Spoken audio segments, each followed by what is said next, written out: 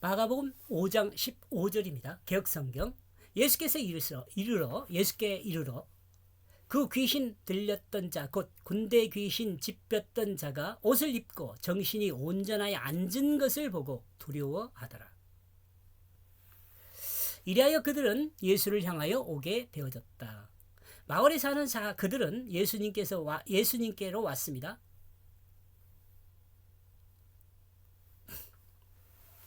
예수님께로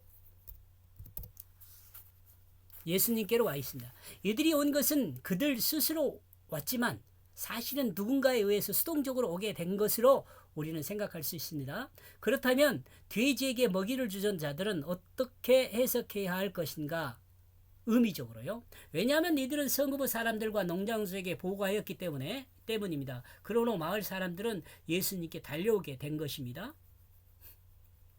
성경은 돼지 떼와 귀신을 더럽다는 개념으로 통일하면서 돼지를 치던 사람들을 드러내고 있습니다. 그들은 돼지에게 먹이를 주던 자들입니다. 그들이 먹이를 준 이유는 돼지를 잡아먹기 위해서입니다. 돼지를 키우는 이유는 다른 이유가 별로 없어요. 집 지키기 위해서 돼지를 키우지는 않죠. 물론 최근에 와서 애완동물로 돼지를 키우는 사람도 있더라고요. 그때 당시 돼지를 애완동물로 키우지 않았을 거예요. 기록이 없어요. 그러나 또한 요즘 들어서는 돼지의 심장이 사람의 것과 닮았고 크기가 비슷하여 돼지의 심장을 학습용으로 사용하기도 한다 그래요. 그러나 예수님 당신은 돼지를 키워서 식용으로 사용하기 위해 사육했습니다. 돼지를 치던 자들은 마을 사람들을 선동하여 영적 전쟁을 선포하던 자들이라 볼 수 있습니다. 물질적 손해를 본 그들이 주님 앞에 불만을 가진 것입니다. 귀신을 쫓아내고 옷을 입고 앉아있는 자들 자신들의 그 이웃인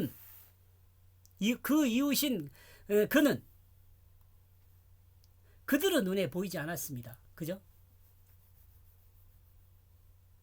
앞에서 언급한 내용을 다시 말하면 인간의 힘으로 도저히 귀신을 이길 수 없습니다. 어떤 인간이라도 귀신을 이길 수 있는 사람은 없습니다. 그러나 하나님의 아들 예수 그리스도를 통해서 인간들로 귀신을 이길 수 있는 그 길을 열어놓으셨습니다. 그죠? 그러므로 우리가 귀신들과 싸워서 이기기 위해서는 예수 그리스도의 힘이 절대적으로 필요하죠. 만약 예수의 힘이 없다면 어때요? 우리는 귀신의 노예로 살면서 자신의 죄로 인하여 죽을 수밖에 없죠. 그러므로 예수님은 우리를 구원하여 새 생명으로 살게 하려 하는 완전한 복음입니다. 너는 이제 살았다고 말하는 복음이죠. 죄의 문제를 해결해 주며 현재의 삶에 대해 정확한 정체성과 가치관도 바로잡을 수 있게 해주는 복음입니다. 그래야 그들은 그 귀신 들렸던 자를 보고 있다. 옷을 입게 되어져 앉게 된 마을 사람들이 돼지를 치던 자들의 말을 듣고 귀신 들렸던 자가 있는 곳으로 왔습니다. 그리고 그들은 그 귀신 들렸던 자가 옷을 입고 앉아있는 것을 보았습니다. 그리고 옷을 입은 것은 수동태인 점을 생각하면 옷을 다른 사람이 입혀주었을 것으로 생각해 볼 수 있습니다. 귀신 들렸던 자는 스스로 귀신으로부터 풀려날 수 없었습니다. 그죠? 또한 스스로 옷을 입을 수도 없었습니다. 모두를 다른 존재로부터 도움을 받았습니다. 귀신 들렸던 자가 예수 그리스도의 도움으로 새로운 모습으로 변했습니다. 새 옷을 입은 것입니다. 새 옷을 자신의 힘으로 입은 것이 아니라 주님의 도움으로 입은 것입니다. 그리고 이제 새로운 모습으로 완성되어 마을에서 온 사람들이 보고 있습니다. 더러운 귀신이 나가면 그는 깨끗한 사람의 모습을 회복하게 됩니다. 그리고 그는 건전한 마음을 가지고 있다. 그리고 마을에서 온 사람들은 귀신 들렸던 자가 정신이 온전하여 새롭게 옷을 입고 앉아있는 것을 보았습니다. 과거에 군대 귀신에게 붙잡혀 있었던 자였습니다. 군대는 상징적 의미로 로마 군대를 이야기한다고 생각해 볼 수 있어요. 그렇다면 로마 군대 귀신들을 붙잡고 있던 자가 이제는 로마 군대 귀신을 쫓아내고 자유인이 되어 평안을 회복하고 앉아있는 모습을 그려볼 수 있는 거죠. 만약 군대 귀신으로 로마 군대라는 상징적 의미를 함의하고 있다면 이 말씀은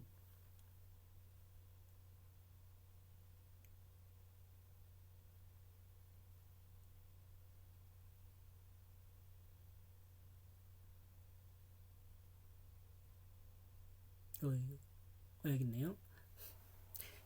군대 상징하고 있다면 이 말씀의 그 의미에 예수 그리스도가 증거한 복음을 받아들이면 이 땅의 그 어떤 권세도 자유로울 수 있다는 의미로 전달할 수 있다고 봅니다.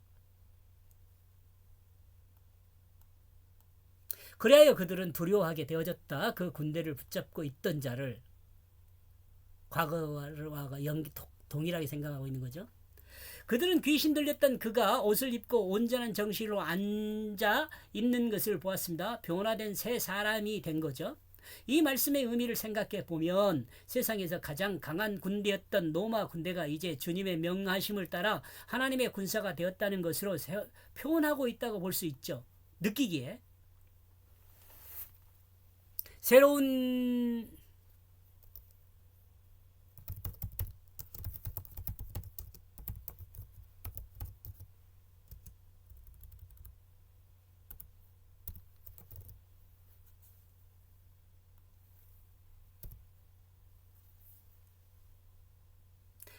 시대의 새로운 군사가 된 거죠.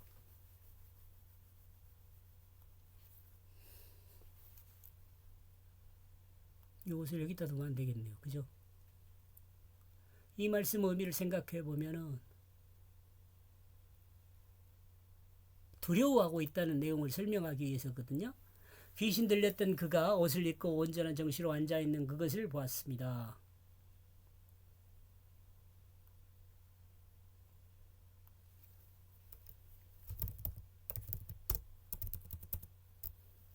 그러므로 마을 사람들이 느끼기에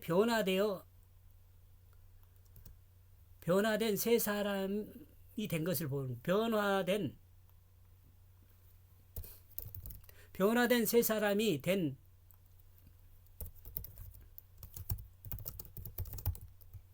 보고 있는 거죠.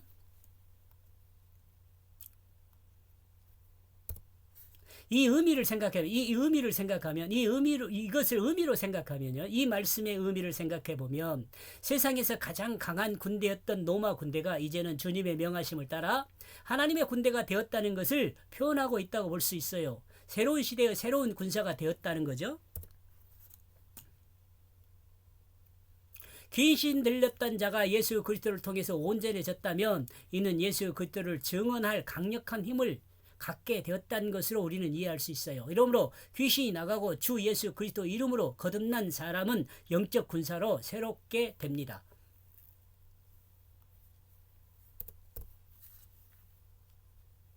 이거까지 여러분 조금 좀 비약이라 도약이라 그러나요? 도약이나 비약, 논리적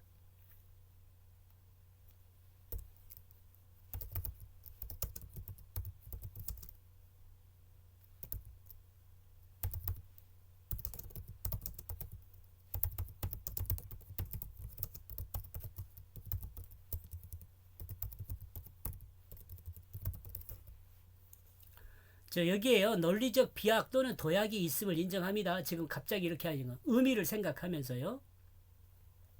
어쩌면 성읍에서 예수를 향하여 온 사람들은 귀신이 나가 앉아있는 이웃보다는 자기들의 재산인 돼지떼에 관심이 있었던 것입니다. 귀신을 쫓아내 평안을 얻은 한 영혼의 관심은 없었을 수 있죠.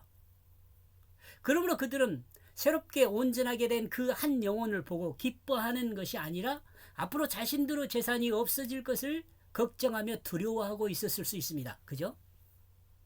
우리가 예수 그리스도를 믿음으로 거듭나 그 사람이 새 사람이 되었다면 우리는 주님의 영적 군병이라는 사실을 잊어서는 안 됩니다. 또한 하나님이 한 영혼을 얼마나 사랑하는지를 알고 우리 또한 한 영혼을 사랑하는 마음을 갖기를 기도해야 할 것입니다. 그죠? 이렇게 해서 15절이요. 그리하여 그들은 예수를 향하여 오게 되어졌다. 마을 사람들입니다. 그리하여 그들은 그 귀신 들렸던 자를 보고 있다. 마을 사람들입니다. 옷을 입게 되어져 앉게 된. 그리고 그는 건전한 마음을 가지고 있다. 이 귀신 들렸던 자죠. 그리하여 그들은 두려워하게 되었다. 이 마을에서 온 사람들, 그 군대를 붙잡고 있던 자를. 두렵죠. 예, 여기까지 보겠습니다. 고맙습니다.